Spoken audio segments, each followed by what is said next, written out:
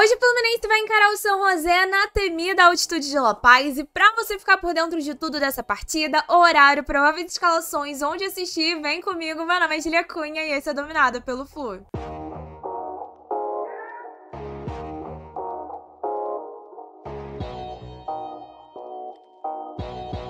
Pra gente começar o nosso vídeo com as principais informações pra quem quer acompanhar essa partida, Fluminense e São José vão se enfrentar hoje às 9h30 da noite no estádio Hernando Siles, que fica na cidade de La Paz, e a transmissão vai ser pela Paramount Plus. Antes da partida, a gente tem a nossa live pré-jogo ali, onde a gente faz o nosso aquecimento para essa partida, comenta as nossas expectativas e também faz o nosso famoso bolão. E depois da partida, a gente volta ao vivo de novo pra trocar uma ideia, ver quem conseguiu acertar o placar e conversar, obviamente, sobre o que foi o jogo. Então, se você quiser participar com a gente, eu fico no seu aguardo.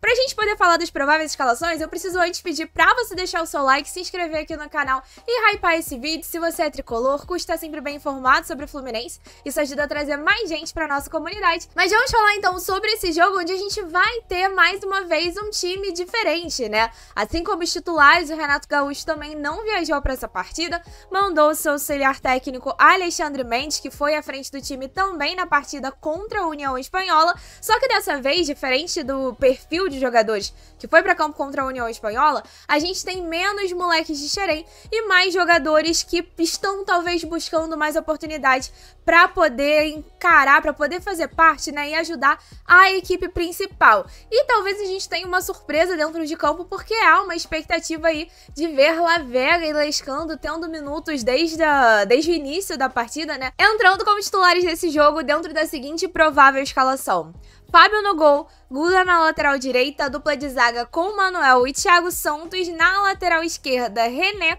o meio de campo com Bernal, Hércules e Lescano, e o ataque com Paulo Baia, Lavega e o Serna fazendo o centro desse ataque. Bem, essa foi, no caso, a escalação que, segundo o André do Sentimento Tricolor, treinou ao longo da semana ali com o Renato, e aí ele até fala sobre os 10 que ele teve informação de que treinaram, mas ficando uma dúvida na ponta que ele consideraria ali que seria o Lavega, mas o GE também deu essa escalação, colocando o Lavega na ponta esquerda, Paulo Baia na ponta direita e o Serna ali no centro do ataque. Então é mais ou menos esse o time que a gente pode esperar para a partida de hoje.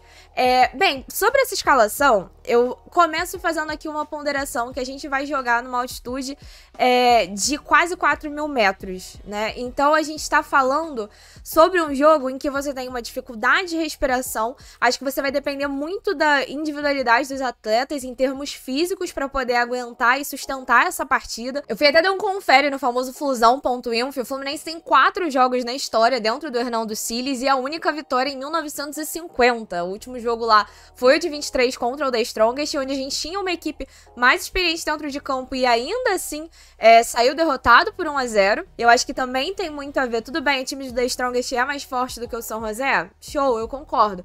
Mas a gente fala muito sobre as questões físicas que esse time tem, que às vezes parecem dificultar um jogo mais acelerado, um jogo com mais intensidade, aqui no nível do mar mesmo, aqui no Rio de Janeiro, sem nenhuma dificuldade. Então, assim, eu não consigo olhar pra esse time e falar assim, olha, esse time vai arrebentar e a gente não pode esperar menos do que 3 pontos. Assim, realmente eu não consigo olhar assim. Eu acho que é um time que, quando você compara 11 contra 11, a gente tem sim mais qualidade, porque a gente viu o que foi o time do São José, que quando veio jogar aqui. O São José é uma equipe que nem lá no seu mando, dentro na altitude, não consegue se sobressair aos seus adversários. É uma equipe que ainda não venceu, por exemplo, na Sul-Americana, mas ao mesmo tempo a gente tem que olhar para as nossas dificuldades. E eu acho que nesse sentido, a questão do ar, a bola que corre mais rápido, tudo isso pode dificultar o nosso jogo, e não quer dizer que o problema foram os jogadores que entraram dentro de campo. Pelo menos é essa que é a minha opinião, quando a gente tá falando sobre esse tipo de altitude e conhecendo o nosso time como eu tô acostumada, e não só eu conheço, mas também como vocês conhecem. Mas sobre os 11 em si dentro de campo, começando pela linha de defesa, a gente tem uma linha de defesa mais experiente do que foi a linha de defesa contra a União Espanhola, o que eu acho que faz todo sentido. A gente viu ali tanto o Júlio Fidelis como o Wagner entrando Lescano na partida contra a União Espanhola. Os meninos se esforçaram, mas assim, tiveram dificuldades. Acho que pra mim mostraram que talvez não estejam tão preparados assim pra equipe principal. E eu acho que pra esse jogo, onde a gente vai ter um jogo mais... tende a ser mais corrido, né, pelo lado de lá, por eles estarem na altitude, pra eles isso ser mais fácil do que a gente, e também pelas questões respiratórias, né, porque a gente pode falar sobre os jogadores mais velhos terem dificuldades de lidar lá, mas eu também acho que não seja uma coisa tão fácil pros garotos mais novos, que talvez não tenham uma preparação física tão boa, assim. Seria nem boa, né, mas assim, tem uma preparação física menor do que o que seria esses jogadores mais velhos, que já encaram o profissional há mais tempo. O meio-campo gosto bastante, com Bernal, Hércules e Lescano. Acho que a gente tem, nesse sentido, né, peças para poder fazer uma boa partida. Vai depender muito de como esses jogadores vão conseguir lidar com essa adversidade da altitude. E o ataque é um ataque completamente diferente. Eu gostaria, espero, na verdade, que a gente veja, pelo menos no segundo tempo, o Kelvin da base tendo oportunidade. É o jogador da base que veio ali para a posição, para o centro do ataque. Então gostaria de ver, porque eu acho que é um jogador que a gente vai ter que contar ao longo da temporada. Então seria interessante, né? Não que eu acho que essa seja uma super oportunidade, mas seria interessante ver ali como seria a movimentação dele em campo, por um time principal, né? A gente viu um pouquinho dele na copinha, mas ver por um time principal. Fico curiosa para saber como vai ser o Serna no ataque também. É uma das opções para substituir o Germancano ali, além de Everaldo, seria mais ou menos um teste. Mas apesar do Serna não ser um finalizador, um cara de quem a gente espera muitos gols, eu acho que tem tudo certo, tem tudo pra dar certo nessa partida, onde você tá enfrentando um adversário com um nível, assim, bem inferior ao seu. O Paulo Baia é um cara que talvez pode ser possibilidade de gol. A gente pode falar, pô, mas o Campeonato Goiano, onde ele fez muito gols, não é nível, né, pra comparação nenhuma, mas o São José também não. Então, de repente, pode ser uma dessa que o cara consegue. E o Lavega, fica aqui toda a minha curiosidade pra saber como vai ser o Lavega em campo. Talvez a última vez que a gente lembra um pouco mais dele em campo foi na partida contra a União Espanhola. Entra no segundo tempo, fazendo diferença, mas fica pouco tempo dentro de campo, então agora a gente vai ter talvez ele bem mais próximo ali de 90 minutos, mas assim, é ainda muito curioso, né? Às vezes que ele entrou em campo, mostrou ali que pode ter qualidade, mas que ainda não se sabe muito o que esperar. Mas assim, eu tô bastante curiosa pra ver essa equipe. Inclusive ontem na live alguém falou assim, pô, eu tô mais animado pra ver essa equipe reserva do que a titular, isso é normal? Eu acho que é normal porque a gente tem expectativas, né? E a gente tem muita curiosidade com relação a esses jogadores que vieram.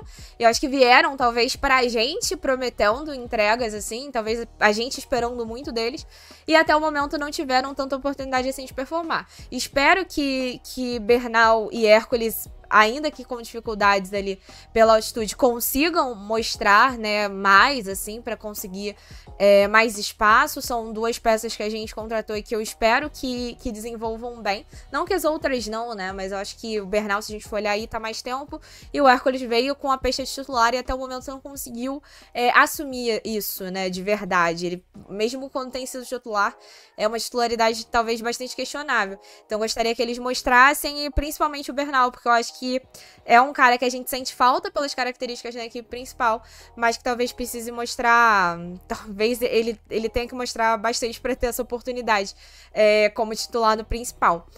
Enfim, deixa aí nos comentários o que você acha dessa equipe, ou até o que você está esperando do Lavega e Lescano, que são talvez as maiores curiosidades aí pra gente em campo, e vamos falar sobre como vem o São José.